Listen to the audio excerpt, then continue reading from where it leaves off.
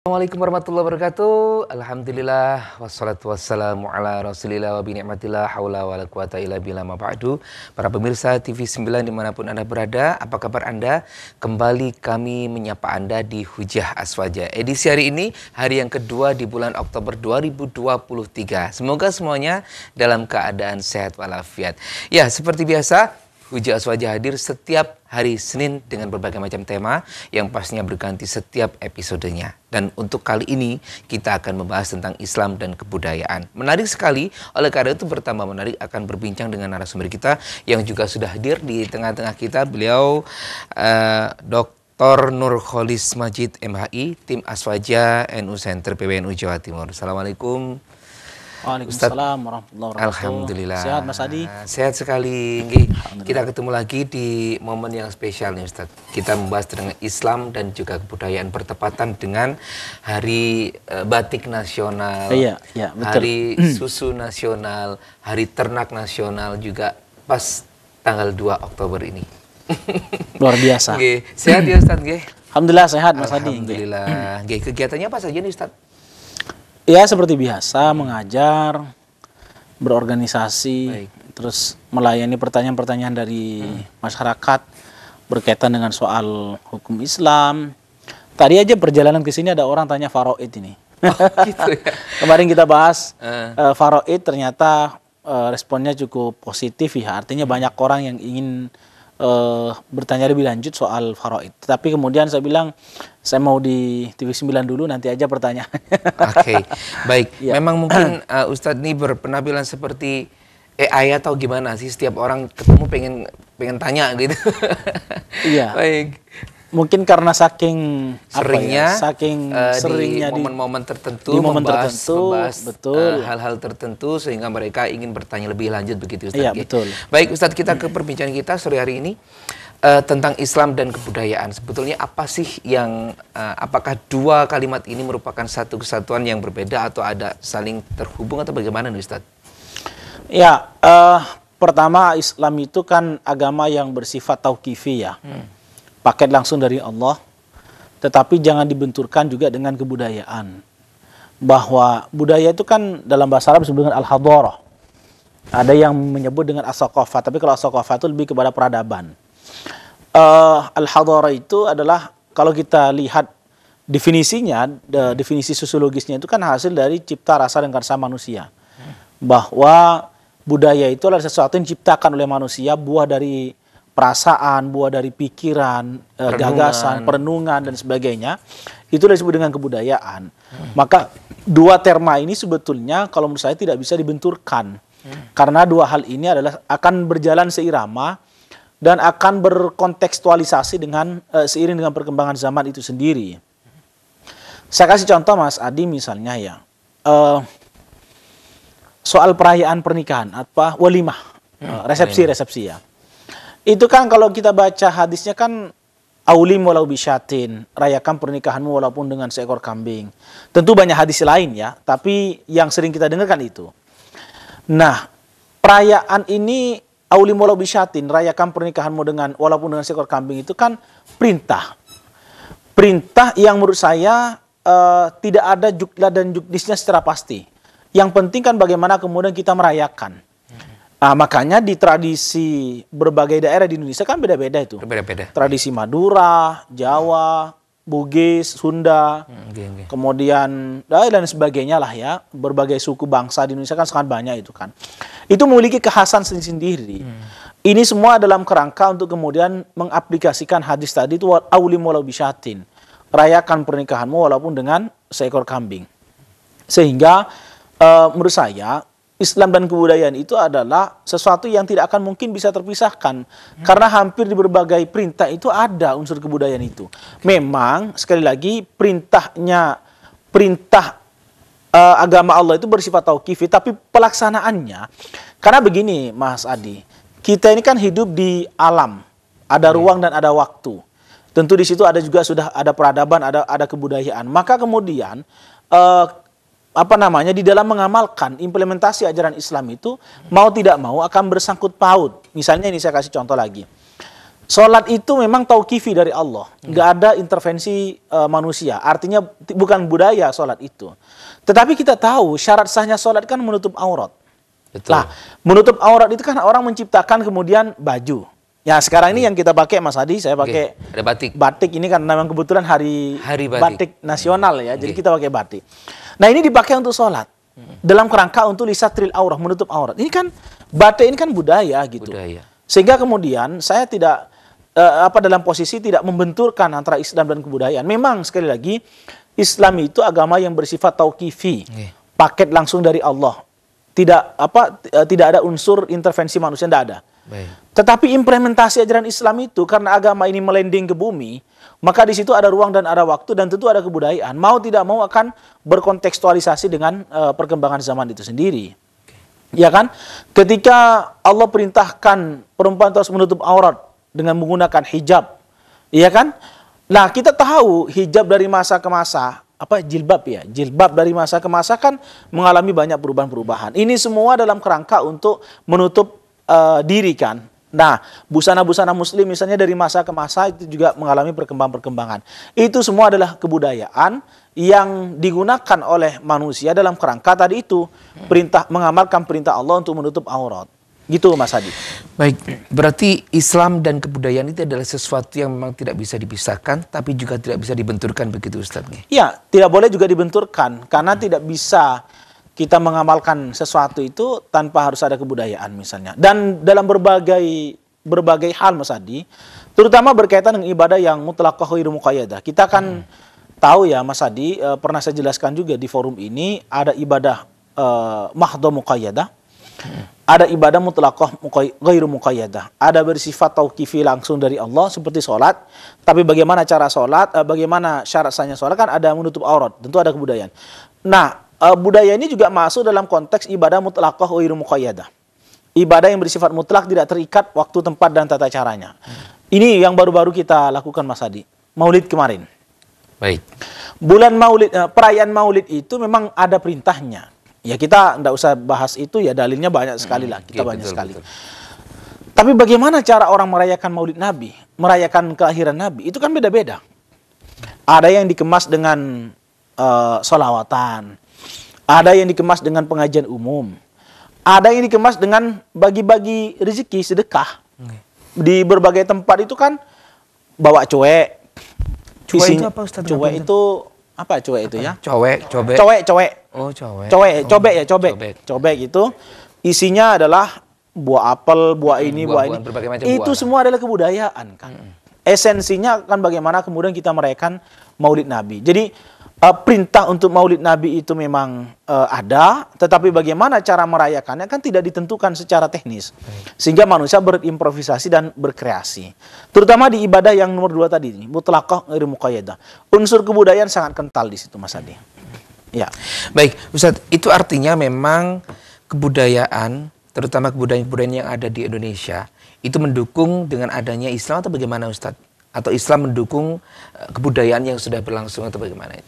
Akan berkontekstualisasi, akan akan mengalami kontekstualisasi, penyesuaian. Tentu budaya-budaya yang kurang pas itu kemudian kita eliminasi. Tetapi kan tidak semuanya.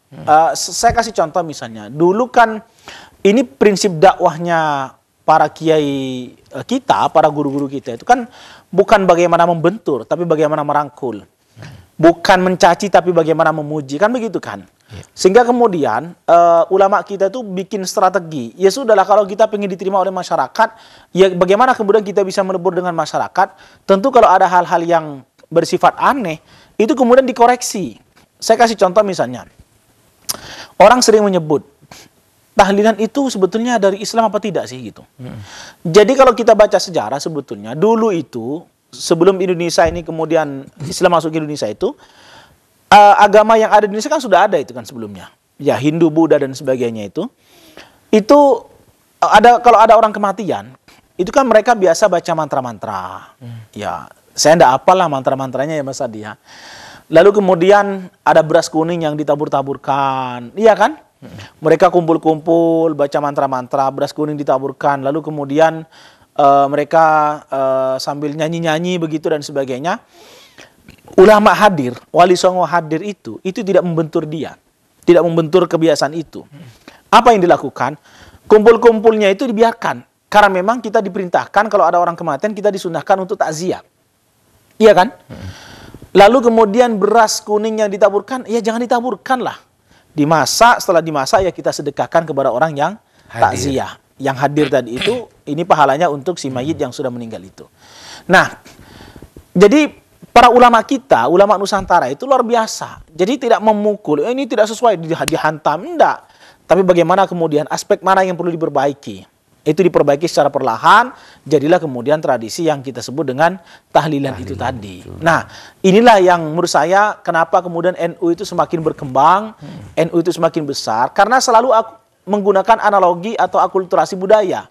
Akulturasi budaya itulah yang menciptakan kemudian orang merasa nyaman dan merasa senang, ya tidak merasa dipukul gitu ya. Tapi bagaimana kemudian dirangkul? Tidak merasa dihilangkan, tapi memang kita masuk di situ ya Ustadz ya. Betul. Itulah menariknya ajaran-ajaran para Wali Songo yang dulu menyebarkan agama Islam di Indonesia. Dan justru apa yang mereka lakukan itu Ustadz ya, masuk ke dalam budaya-budaya yang sudah ada. Itu bertahan sampai sekarang. Nah, pertanyaannya adalah sekarang perkembangan Islam yang sudah sangat pesat seperti ini, banyak para pemuda-pemuda ataupun calon generasi penerus bangsa malah membuat hal ini semakin menjadikan bumerang, seakan-akan ini yang tidak baik dan sebagainya. Nah, ini bagaimana Ustadz cara kita untuk menyampaikan kepada mereka? Tadi kita sudah membahas beberapa hal tentang Islam dan kebudayaan. Ustadz, kalau disinggung dari kebudayaan nih Ustadz, memang kan Islam ini kan rata-rata adalah kebudayaan yang dibawa dari luar. Dan di Indonesia ini sudah memiliki kebudayaannya tersendiri. Pada saat itu Wali Songo hadir menyatukan budaya yang seperti ini. Nah, pertanyaan sekarang ini Ustadz, di masa-masa era yang serba digital dan pembaruan segala macam ini, apakah hal semacam itu masih tetap bisa terus dilakukan Ustadz? Ya, kalau kita belajar tentang konsepnya Imam Ghazali, itu kan ada dua ya, ada uzlah, ada takhallud. Uzlah itu menghindar. Menghindar dalam arti sekalian aja menjauh. Yang kita sebut dengan puritanisme itu. Tapi ada konsep namanya takhallud. Takhallud itu adalah masuk ke dalam, membaur di dalam, koreksi apa yang salah, perbaiki di dalam. Nah, ini yang nampaknya oleh ulama-ulama kita yang banyak diamalkan sekarang itu. Jadi, jika ada kebudayaan yang sudah ada di Indonesia ini, dianggap itu kurang pas, kurang benar lah bahasa kasarannya begitu, itu oleh ulama sekali lagi tidak dihantam, Mas Adi. Tapi bagaimana kemudian mereka itu masuk ke dalam, membaur di dalam, lakukan perbaikan-perbaikan di dalam. Sehingga apa yang mereka lakukan itu bisa dibenarkan secara syariat, secara hukum fikih begitu. Kenapa? Karena sudah ada perbaikan-perbaikan dan menurut saya memang itu lebih bagus daripada kemudian kita harus membentur. Membentur itu akan melahirkan kebencian loh. Dan selamanya tidak akan pernah ketemu. Tapi kalau kemudian kita berakulturasi budaya, membaur, lakukan perbaikan di dalam, itu jauh lebih diterima oleh masyarakat. Dan itu salah satu kunci keberhasilan dakwahnya para Wali Songo, menggunakan akulturasi budaya itu. Saya kasih contoh misalnya Mas Adi, bagaimana Sunan Kalijaga ya dengan wayangnya itu. Itu kan sesuatu yang luar biasa. Orang sekarang mungkin terlepas dari perdebatan itu benar apa tidak, tapi bagi saya Sunan Kalijaga adalah sosok atau figur yang sangat cerdas membaca membaca kecenderungan masyarakat. Memang masyarakat kita dulu itu, terutama di daerah Jawa Tengah, itu kan senang dengan wayang ya. Sehingga bagaimana kemudian Sunan Kalijaga berpikir, gimana wayang ini dijadikan sebagai sarana dakwah. Ya bukan maksud daripada dakwah. Bukan konten dakwahnya, tapi sarana di dalam berdakwah. Kita mengenal kaidah fikih ya Mas Adi, lil wasail hukmul maqasid itu, bahwa wasail, perantara, sarana itu memiliki hukum yang sama dengan maksud dan tujuan itu. Tujuan dakwahnya kan bagaimana kemudian orang menyadarkan orang agar kemudian mau masuk kepada Islam. Nah, sarana yang digunakan itu sama dengan kewajiban berdakwahnya kita untuk mengajak orang lain masuk ke dalam agama Islam. Itu yang seringkali kita lupakan. Nah, jadi Sunan Kalijaga itu kalau kita baca ya sejarah itu menggunakan wayang. Orang itu beliau malah mengadakan tontonan wayang di alun-alun. orang-orang nonton semuanya, pengen Kanjeng Sunan gimana kami bisa nonton wayang dan sebagainya, kira-kira begitu ya. Oh masuk aja nggak apa-apa, nggak ada syarat kecuali baca kalimat syahadat, syahadu an la ilaha illallah wa syahadu anna muhammadar rasulullah, sehingga kemudian itu disebut dengan kalimosoto. Kalimosoto itu kalimat syahadat. Ada lakonnya Semar, ada Gareng, ada Petruk, ada Bagong. Itu kalau saya baca dalam buku-buku misalnya Prof. Umar Hayam misalnya, itu kan mengatakan bahwa istilah-istilah itu berasal dari bahasa Arab. Semar dari kata Syamir, Gareng dari kata Khairan, Petruk dari kata Fatruk, Bagong dari kata Buyan. Syamir Khairan, Fatruk Buyan. Teruskanlah kebaikan, tinggalkanlah kejahatan, Arjuno Arju Jannah, mengharap surga. Lah dengan metode dakwah itu kemudian bisa diterima itu dan berhasil mengislamkan banyak orang tanpa harus meneteskan darah, kira-kira begitu ya.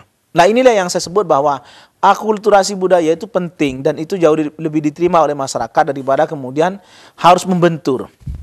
Nah sekali lagi saya terus terang aja bangga sekali dengan majelis-majelis selawat yang ada di Indonesia ini. Kenapa Ustaz? Ada Habib Syekh, ada Habib siapa yang Pekalongan itu? Habib Lutfi. Enggak, Habib Zainal Abidin, Habib Bidin itu. Habib Bidin. Sekarang juga tumbuh komunitas-komunitas di daerah. Kalau di Bangkalan ada apa namanya? Solu Community punyanya Raka Rory itu kan. Allah maghfirlahu, Allah yarham. Kifahri juga punya Fakhrmania itu kan. Dan sebagainya lah. Terus di berbagai tempat itu lagi orang ngetren nih, ya, Sabilut Taubah. Sabilut Taubah, ini Gosikdam luar biasa ini. Masya Allah. Ini saya senang sekali banget, senang banget itu. Karena apa ya, kecenderungan anak muda itu kalau kemudian diceramai itu males. Apalagi ngajak kitab kuning misalnya. Kecuali yang di pesantren ya, saya kira itu sudah bidangnya. Tapi yang di rumah-rumah, yang di kampung-kampung Di all itu kan out lah di betul. Saya outdoor ya. Outdoor lah. Saya kemarin yang menghadiri acara Habib Syekh di kantor gubernur di Gerahadi itu kan ribuan orang datang. Semuanya terbawa dengan lagu-lagu yang dilantunkan oleh Habib Syekh kan. Semuanya bernyanyi ya, asik mendengarkan dan tanpa terasa sampai tengah malam itu. Itu artinya apa? Bahwa strategi-strategi itu yang harus dilakukan saat ini. Kalau kemudian kita ceramah terus, memang ceramah itu bagus, tetapi kalau itu terus yang kita lakukan, kemudian anak muda itu belum tersentuh sepenuhnya. Tapi kalau diajak sholawatan, diajak zikiran, dikemas dengan musik-musik religi misalnya, itu jauh lebih mengena kepada mereka. Dan itu yang menurut saya adalah yang harus diapresiasi gitu. Nah, itu merupakan salah satu kolaborasi antara seni kebudayaan dan juga Islam ya Ustaz ya, hingga mengakibatkan semua orang-orang pendengar Muslim itu menjadi cinta dengan sholawat. Betul, seperti itu. Betul sekali. Sekali lagi, lil wasail hukmul maqasid itu kaidahnya kan. Jadi sarana dakwah. Jadi kalau belajar ilmu dakwah itu Mas Adi, ini guru kita ya Prof. Ali Asik selalu mengajarkan. Ada, mudah-mudahan beliau sehat selalu panjang umur. Amin. Ada namanya ilmu dakwah. Ada namanya fiqhud dakwah. Fiqhud dakwah. Ya tentu banyak sekali ya istilah-istilahnya ya. Ada namanya prinsip dakwah, ada namanya sarana dakwah. Kalau prinsip dakwah jelas, kita tidak bisa memungkiri itu. Tapi kalau sarana dakwah kan apa saja yang bisa mengantarkan orang berbuat baik, bisa mengajak orang terhadap kebaikan, saya kira perlu dijadikan sebagai sarana. Tidak masalah itu. Iya kan? Berbagai macam cara, Ustaz? Berbagai macam cara. Jadi apa yang menjadi kecenderungan masyarakat kita sekarang ini? Itu akan bisa lebih diterima oleh masyarakat daripada kemudian kita harus memaksakan dengan metode-metode yang tidak begitu disenangi oleh masyarakat ya. Tapi lagi-lagi yang kontekstual itu ya. Ya, betul, kontekstual yang sekiranya bisa diterima lah, kira-kira begitu. Memang dari guru-guru kita, kiai-kiai kita yang sekarang lagi tren itu kan punya metode-metode tersendiri Ustaz. Betul. Cara ngomongnya, cara baca Qur'annya seperti apa itu kan menarik perhatian orang, jadi pengen mengenal lebih jauh tentang Islam. Ustaz, dari keterangan panjenengan tadi tentang Islam dan juga kebudayaan, apakah konsep dari Islam dan kebudayaan itu merupakan cikal bakal dari hadirnya munculnya Islam Nusantara yang sekarang ini lagi digaungkan ya Ustaz? Ya, betul sekali bahwa gagasan Islam Nusantara itu kan ingin menegaskan bahwa memang Islam di Indonesia itu memiliki khasais, karakteristik karakteristik yang berbeda dengan Islam-Islam di Timur Tengah misalnya. Kita tadi ngomong soal Maulid ya. Di kota kelahiran Nabi sendiri, Maulid Nabi itu kan sepi. Maulid Nabi itu sepi, tidak ada perayaan apa-apa gitu. Tidak ada. Saya baru pulang umroh kemarin itu, tidak ada. Ya, awal bulan Maulid. Coba di Indonesia itu, mulai tanggal 1 sampai tanggal 30. Full, itu ya? full. Bahkan sampai Rabiul Tsaninya itu masih banyak orang Maulid Nabi itu. Jadi di kemarin ya, di Bangkalan tanggal 12 itu kan seperti lebaran. Masya Allah. Seperti lebaran Idul Fitri, ramai luar biasa. Semua orang ingin merayakan kelahiran Nabi, hari kelahiran Nabi tanggal 12 Rabiul Awal tadi itu. Nah, sehingga saya mengatakan bahwa memang Islam di Indonesia ini memiliki khosois, memiliki karakteristik yang berbeda dengan Islam di Timur Tengah. Ya, syarat dengan atau lebih adaptif dengan perkembangan zaman dan lebih adaptif dengan kebudayaan yang ada. Itu. Contoh lagi misalnya tradisi bulan Sya'ban itu di nisfu Sya'ban itu. Di kita kan, mohon maaf, itu kan nyembeli ayam, bikin kue, kue apem. Walaupun lagi-lagi istilah itu kan kalau kita baca sejarahnya juga apem itu dari kata afwan. Jadi ceritanya Mas Adi, orang kalau lagi megengan itu, megengan ya, Okay. nah, itu nggak ada di Timur Tengah, ada megengan. Orang kalau megengan itu kan bikin kue apem, masak ayam, masak apa dan sebagainya, diantar. Sekaligus kan perintahnya memang dalam Islam itu adalah kalau menjelang Ramadan kita bermaaf-maafan. Karena kita akan fokus beribadah kepada Allah, maka sebelum itu kita bermaaf-maafan sesama manusia. Agar hakul adam ini sudah selesai gitu.